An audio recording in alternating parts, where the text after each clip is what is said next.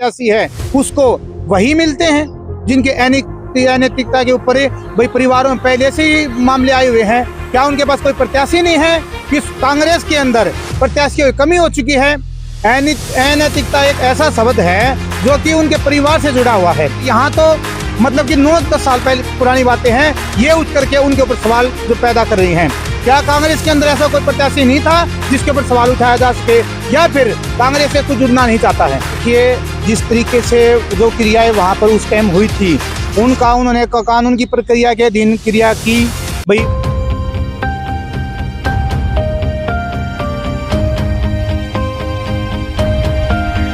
नगर निगम उपचुनाव को लेकर सोनीपत में एक बार फिर से सियासी माहौल जो है काफी गर्म है, और इसी चर्चा को लेकर आज हमारे साथ है मंजीत जी जो कि तिहाड़ गांव से और काफी अच्छे जो है समाज सेवी रहे। मंजीत जी नमस्कार। नमस्कार जी। कैसा कुछ माहौल सोनीपत में चुनाव को लेकर के चल रहा है? देखिए, सोनीपत में फिलहाल भाजपा के प्रत्याशी की जीत बताई जा रही है। बाकी प्रभु श्री राम जाने, जो मतपेटी में जिसके भाग्य की रेखाएं होंगी उन्हीं को पता चलेगा भाई किसकी जीत पक्की होगी।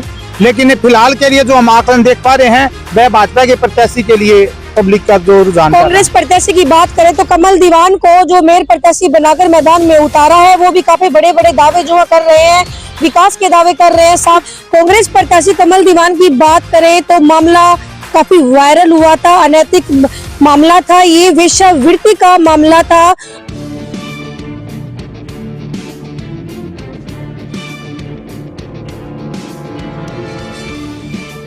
पुलिस की गिरफ्त में आए इन 62 लोगों पर आरोप है वेश्यावृत्ति के कारोबार से जुड़े रहने का और अवैध रूप से जुआ खेलने का।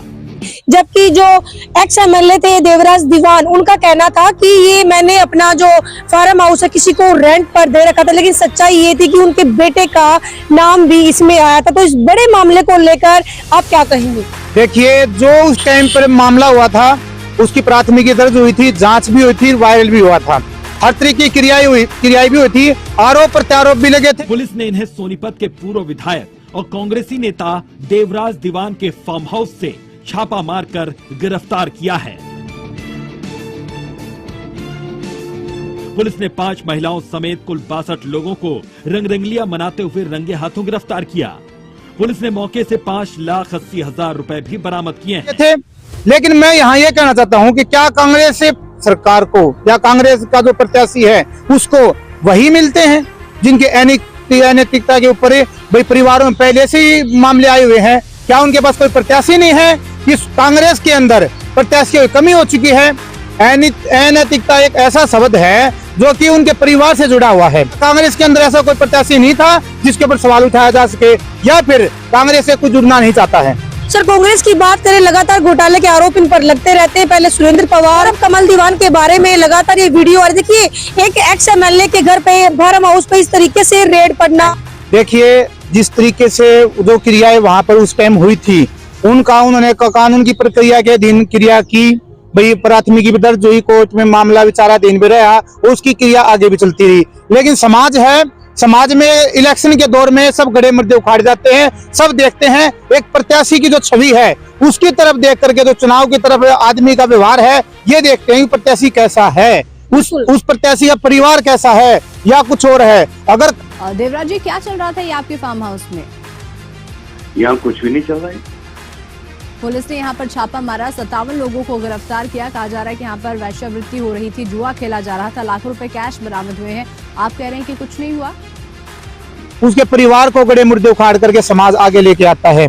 अब हम ये तो नहीं कहते भाई आप बीजेपी को वोट दो, समाज सेवी है, लेकिन नैतिकता, अनैतिकता और इन तरीके मुद्दे हैं, इनको ध्यान में जो जनता को जरूर रखना चाहिए। और जनता के गणे जिस तरीके से यह मामला दोबारा से उठा है चुनाव के दौरान, मान लीजिए दिल्ली में अगर विधानसभा चुनाव की बात करें तो कांग्रेस अब की बार बिल्कुल 0 पर रही थी, उस बारे में क्या कहना चाहेंगे मंत्री? देखिए, जो दिल्ली का मामला है, हमें तो एक यही लगता है कि बीजेपी सरकार ने कांग्रेस को जो खोने की पूरे भारतवर्ष से कसम खाई थी वो बिल्कुल 0 के नाम पर आ गई। दिल्ली में तो हो ही गई है, हरियाणा में कुछ % बची हुई है। इनके जिस तरीके से पार्टी को उम्मीदवार देने के मामले हैं, मेरे को तो नहीं चाहिए कांग्रेस से कोई, मेरे को कांग्रेस से प्रत्याशी बन रहा है ना, मैं उनको सपोर्ट करता हूं।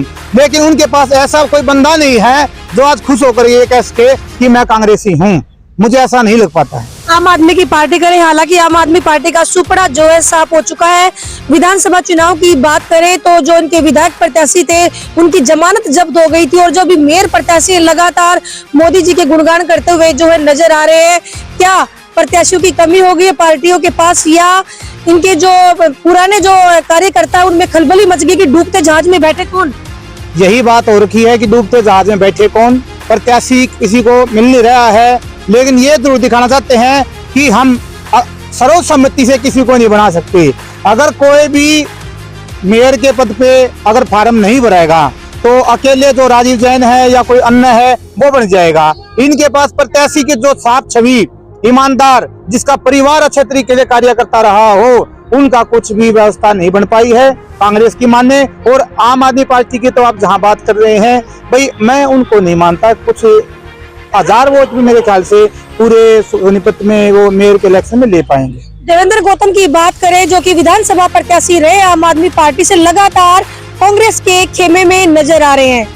देखिए अब क्या खेला चल रहा है, क्या यहाँ खेला तो मैं तो नहीं मानता कुछ खेला कुछ कर भी पाएगा इसमें, जी, क्योंकि खेला चाहे कुछ भी कर ले बीजेपी को हरा पाएंगे उम्मीद नहीं है। क्योंकि जनता के दिलों में अब की बार भाजपा की सरकार है, वहाँ हरियाणा में भी, भारत में भी, अब जो जिला के मेयर हैं इसमें भी लगता है कि भाजपा लोगों के दिलों में राज कर चुकी है। इस तरीके की जो क्रियाविधि है भाई जनता के बीच से निकल के आ रही है। एक मेरी नहीं मत जनता के बीच से ऐसी सुगबुगाहट है कि राजीव जैन ही जीतने वाले हैं। आप एक समाज सेवी और जिस तरीके से समाज सेवा में, देश हित में, अपने सोनीपत के हित में कार्य करते हैं, जो कांग्रेस के जो मेयर प्रत्याशी हैं इस तरह की जिस तरीके के आरोप उन पर लगे हैं, क्या आपको लगता है कि जनता का रुझान जो है उनकी तरफ बने? कांग्रेस पार्टी डूबता जहाज जो है कह सकते हैं, जिस तरीके से दिल्ली में जनता ने नकार दिया, एक तरफ से इतनी बड़ी आरोप जो है उन पर लगे थे, छापा पड़ा था, रेड पर सीक्रेट इन्फॉर्मेशन मिली थी तो वहाँ दीवान फार्म हाउस पे रेड की थी। तो वहाँ पे रेड करने के बाद पता चला कि इन्फॉर्मेशन दी कि जुआ खेला जाता है और यहाँ वेश्यावृत्ति का काम चलता है। तो वहाँ रेड करने के बाद जुआ खेलते हुए 57 व्यक्ति अरेस्ट किए गए और वेश्यावृत्ति के उसमें 5 लड़कियां पकड़ी गई हैं और टोटल रकम 5,80,000 रुपये बरामद की गई पड़ी थी। तो क्या लगता है जनता का रुझान होगा आपकी बार उनकी तरफ की, जीरो पर रह जाएंगे? देखिए जनता का रुझान मैं तो आपको पहले ही बता रहा हूँ कि जनता का जो रुझान है फिलहाल कांग्रेस की प्रति बहुत ही कम है। सिक्योरिटी बचाने भी मेरे ख्याल से आसान नहीं होगी।